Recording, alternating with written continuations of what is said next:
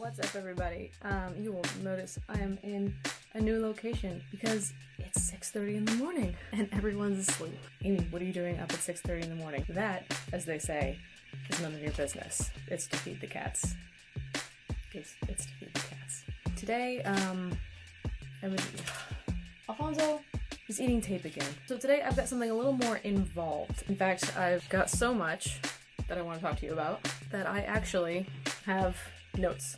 Normally I just freeball these things, but there are certain things that I really want to hit on, not only based on what's been going on, but how in particular this has been affecting everybody, especially people who like fitness. I think this is hitting us in a really specific way that not a lot of people can necessarily relate to. So today's topic is mental toughness, and I know what you're thinking, oh my god, another fitness junkie teaching us to just hoorah our way through all of our bad feelings and basically try to get you guys to tough love it. That is not what I'm going to be doing today. I'm actually going to be taking us through some of the things that I've learned, through things that I've read, webinars that I've been attending, things that I've sought out personally to try to help me understand what's happening with me and in me on a bit of a deeper level than just I'm frustrated or I'm angry or I'm tired. Because I think we're all kind of aware of those things, but we're not quite sure why or what we can do about them. So the first thing I want to cover is, why do we feel this way? Why are we feeling all of these new things when in general, we, especially fitness people, kind of expect ourselves to adapt fairly quickly? And some of us really have. Some of you guys are doing awesome, taking this in stride. You're not really showing signs of being totally affected by this. First of all, I'm jealous of you, and there's no judgment here. If you're in that stage, or if you're in a little bit more of the I need help group of people, and there's generally three groups of people, right? There's the people who show no signs of being affected at all, what we call the resilient people, which when I first learned about this, I was like, oh, I'm definitely one of those because I'll punch my way through anything. Turns out,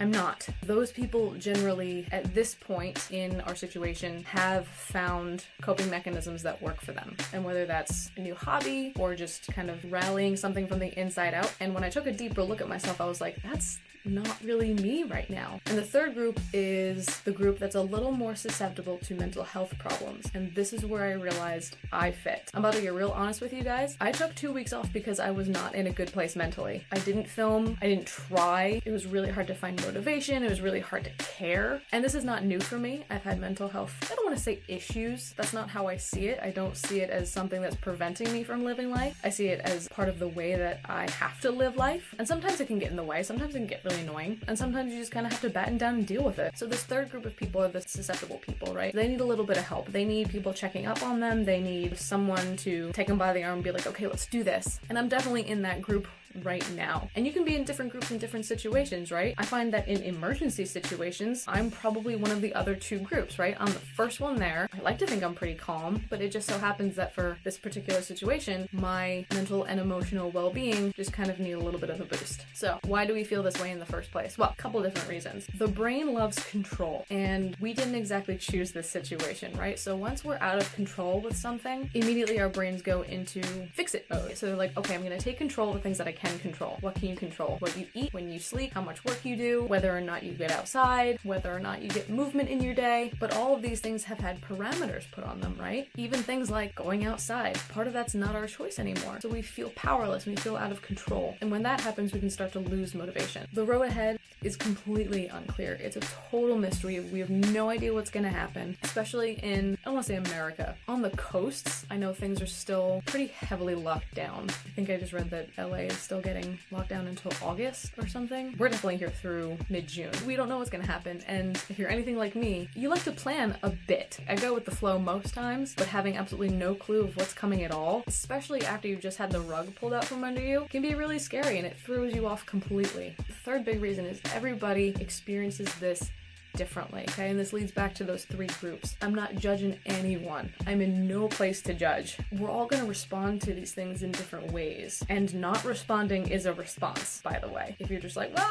I'm doing okay, I'm fine, I don't really know what you're talking about, that's still a response. Put that together with maybe you're not in a place or you don't have a good support group right now that feels the same way you do or can empathize with the way that you feel, so you feel even more isolated. So that's kind of the big picture reason of why things feel so different in us. Why why is this happening to us? Perceptions and our experiences have undergone massive changes. Everything that we thought was our reality is not anymore. The way that we live our everyday life has completely changed, and this includes how we move and how we stay fit. I bet a lot of you have noticed that your workouts have just dropped off either in quantity or intensity or both. Mine definitely have. It's nowhere near where it was before. I mean, I was teaching upwards of 10 classes a week, and that was just in the combat. That didn't even cover small group training, personal training, all that other stuff. So we're dealing with a lot of abnormality right now, but I'll tell you what's not abnormal. The way you're feeling. Frustration, anger, sleep disturbances, loneliness, self-blame and self-criticism.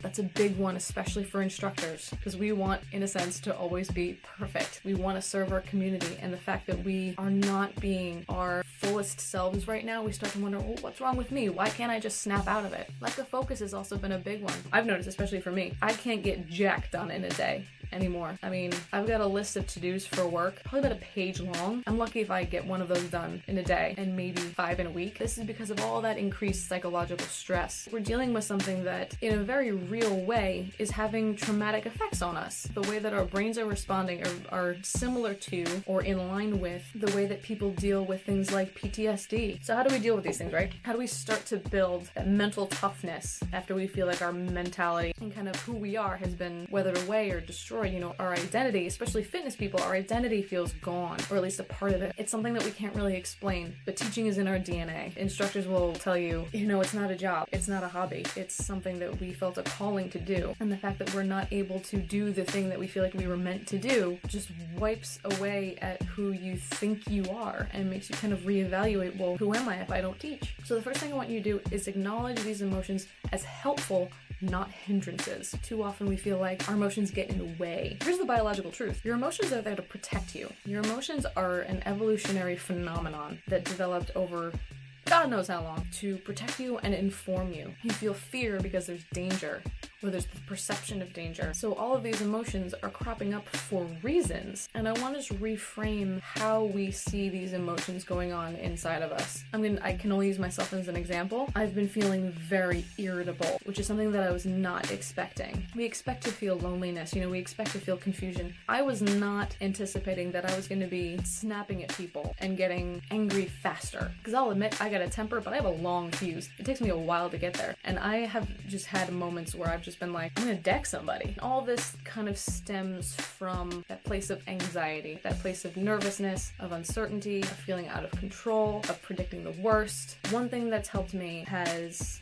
been accepting anxiety as a part of growth. And I'm taking this directly from something that I watched. Sitting in the yuck, as they say, is a good way to acknowledge. It's not a good place to live.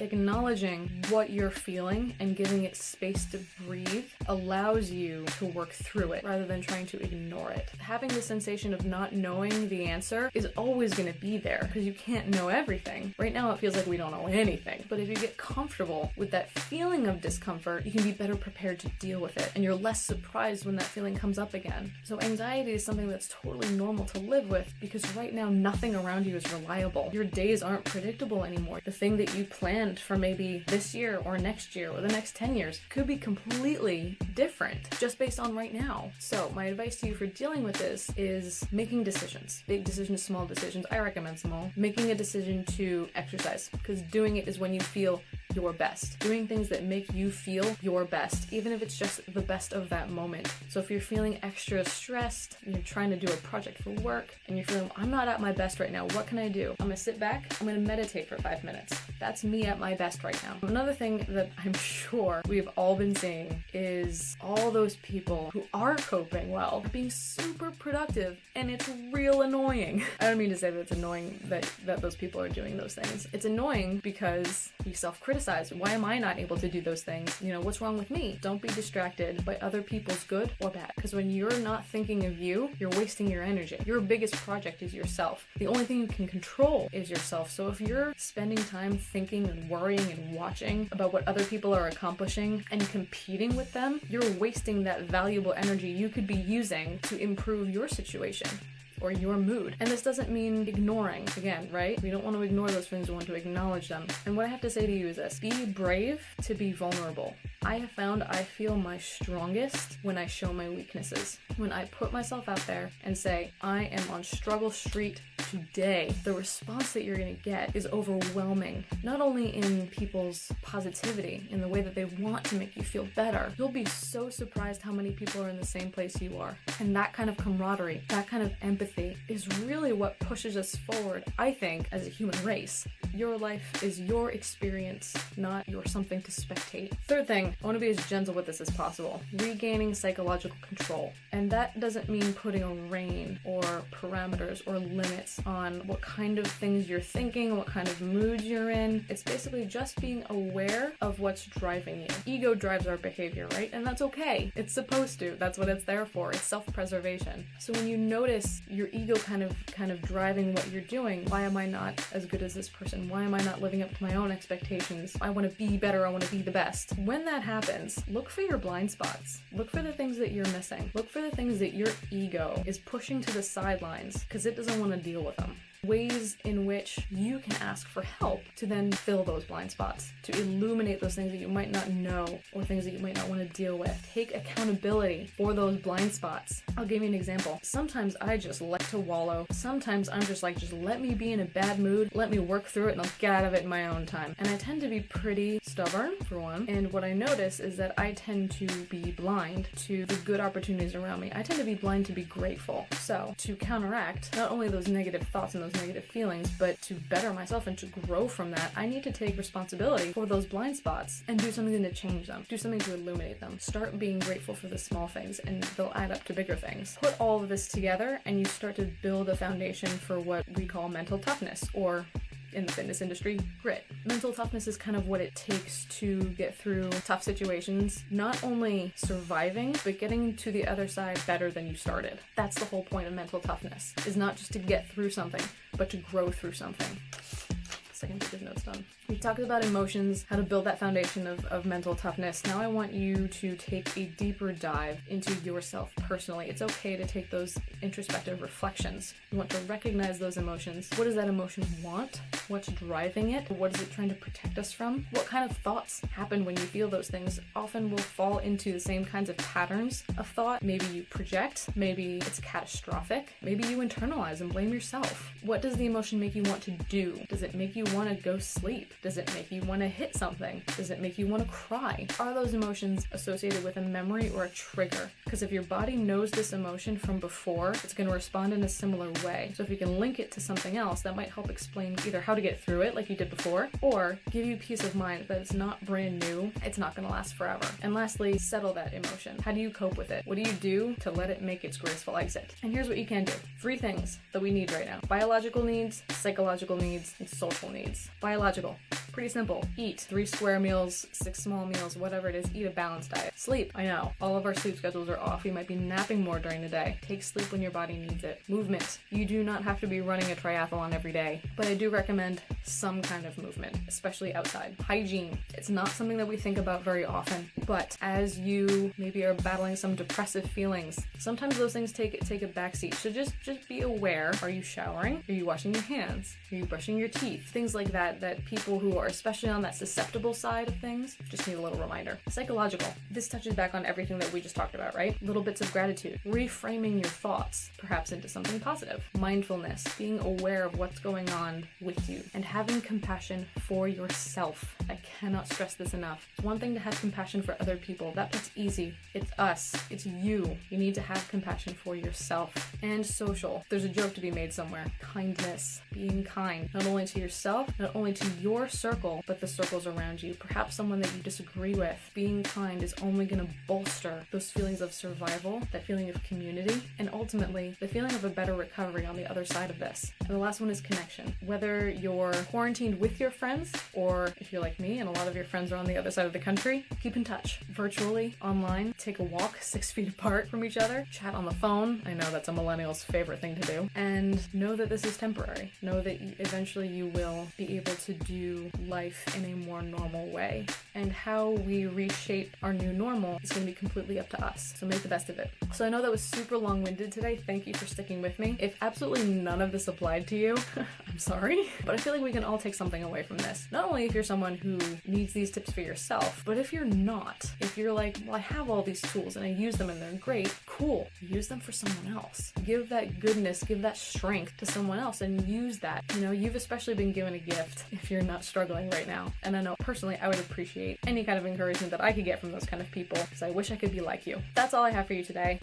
Super cool thing happening on Saturday. I guess I'm gonna say I'm partnering with Flag of Somerset. It's a local group in my town to raise money so that they can continue to bring meals to all the frontline workers at local hospitals. They've been doing amazing work, relentless volunteers. It's just a really cool thing. So that will be a live stream body combat class. It's a donate at will, whatever you can. All proceeds will go directly to them, and hopefully soon I will also be streaming body pump classes. So if you're into weightlifting, keep an eye out for that. All right. All that being said, I'm gonna go finish my coffee. I hope this was somewhat helpful. If you took something away from this, awesome. Stay strong out there. Reach out to me if you need anything, if you need support, if you want tips for a workout, if you just want to chat, I'm here. Stay safe, stay healthy. See you later.